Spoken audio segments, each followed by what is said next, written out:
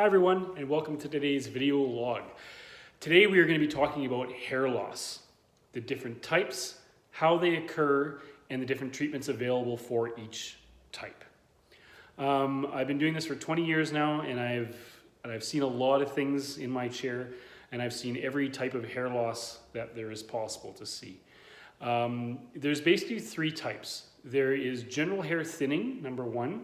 There is male pattern baldness or male-female pattern baldness, number two. And there is alopecia, number three. I'm going to go through each one of those and tell you a little bit about them and what you can do to help prevent and or treat.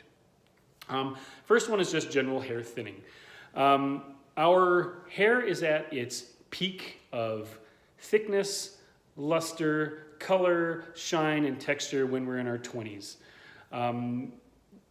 When we hit our 30s and into our 40s, the diameter of the hair shaft tends to shrink in size. Then we start losing color and we start going gray and the texture changes and all that fun stuff of getting older that is going to happen to us all occurs. Thinning hair can be confused for the diameter of the hair shaft shrinking. A lot of the time, your hair will feel thinner, it'll feel like there's less, but because it's just not as thick as it used to be. Things that you can do to help prevent that are to live as stress-free as a life as possible, which I know is almost virtually impossible, but it's something you can do. You got to take care of yourself, eat well, eat nice, rich, nutritious foods, lots of protein, lots of carbohydrates, that kind of stuff, exercise on a regular basis. Stay away from things like wearing hats on a regular basis if you can. If you look at aging hockey players, aging baseball players, guys who wear hats or helmets all the time and sweat in them, you'll see that a lot of them are bald now in their older retired age. And a lot of it has to do with physically putting on and taking off a sweaty ball cap or a sweaty hockey helmet or something like that as well. Think of your hair on your head as a plant. It needs sunshine, fresh air, and good food to grow. And that should help you out in that regard. The second type of hair thinning there is male pattern baldness or female pattern baldness, which occurs as well. It's more likely in males than it is in females, but it does happen. This is purely genetic, and there is absolutely nothing you can do to prevent it. 9 out of 10 times the male pattern baldness gene is passed down from the maternal grandfather into the next generation of males. Again, I've seen it happen personally in my family. I've seen it happen with friends and clients. There's just absolutely nothing you can do about it. The thinner your hair gets as a guy, the shorter you got to take it. It'll just make it look that much better. And then when you get to a point where it's either your choice is shave your head or get a hair transplant, I highly recommend shaving your head every single time. It'll save you a ton of money and you'll look like a rock star after you shave your head anyway.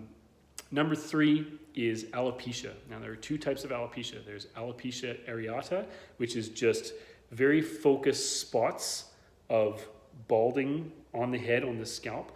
Then there's alopecia totalis, which is a complete loss of hair from head to toe. It is an autoimmune disease that affects a lot of people, and it can come at any single age. I've seen kids as young as 6 that have it, all the way up to adults that don't get it until they're in their 40s and 50s. And again, there's absolutely nothing that you can do to treat alopecia.